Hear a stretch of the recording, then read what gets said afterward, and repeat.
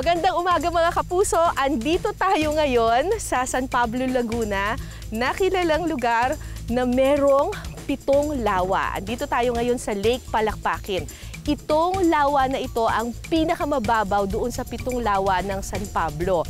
Pero kahit mababaw ang tubig dito, aba syempre, may makukuha pa rin tayong pagkain. Ang huhulihin natin ngayon, native shrimp.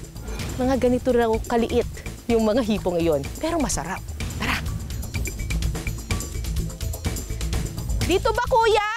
Mababaw dyan? Malalim.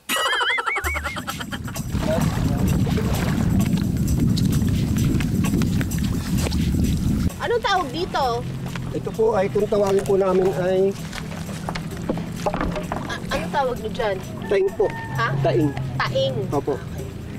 Gano'ng katagal nyo po yan nilagay dyan? 1 week na po, ma'am.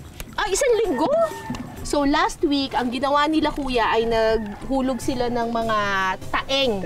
O mga trap dito sa sa lake na ito para makakuha sila ng mga native shrimp. Tingnan natin ngayon kung may nahuli after 1 week. Ito po yun, kuya. Opo. Ito yung tali. Ayan. Ayan, konti. Konti, 1 linggo na yan. Tak natin. Tak mo. Ala, kuya! Alam na ata ng mga hipo na dito sila hinuhuli.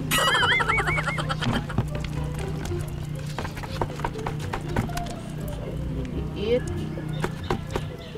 Ang liliit po.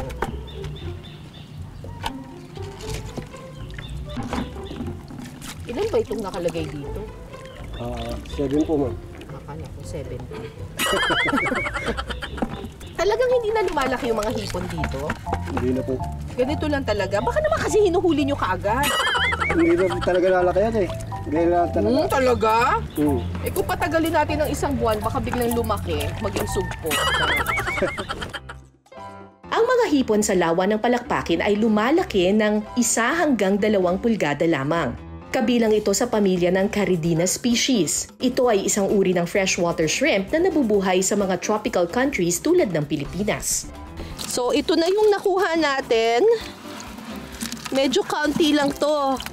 Ay! At nagtatalunan pa sila. Ito yung ginagamit nila pang jumping salad pero pwede rin daw itong ginagataan.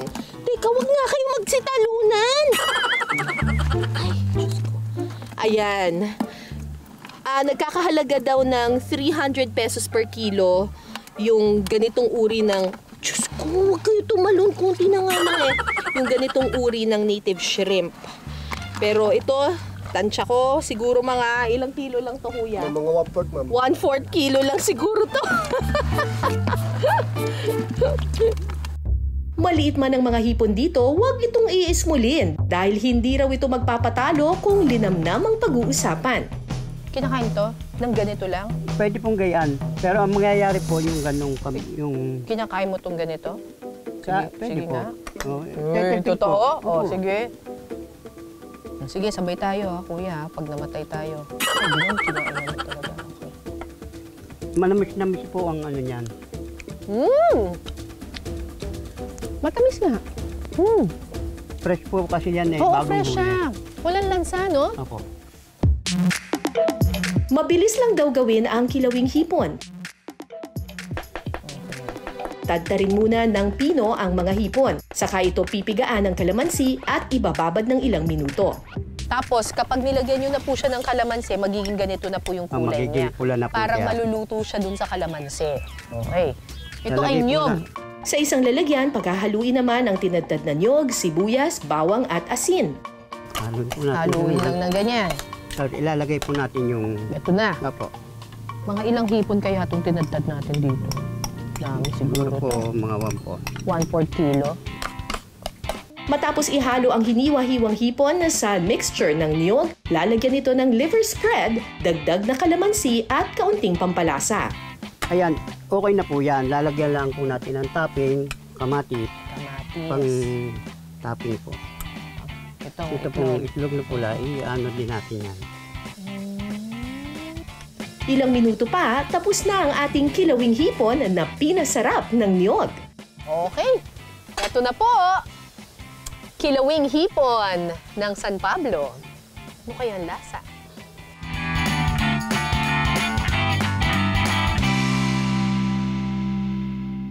Okay, tikman naman natin itong kilawing native shrimp.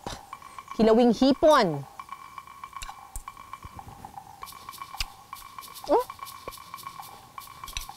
Ina-expect ko malansa. Pero hindi. Ay, panalo. Very refreshing siya. Uy, okay siya. Parang na-enhance pa yung lasa niya dahil nilagyan ng liver spread. Panalo.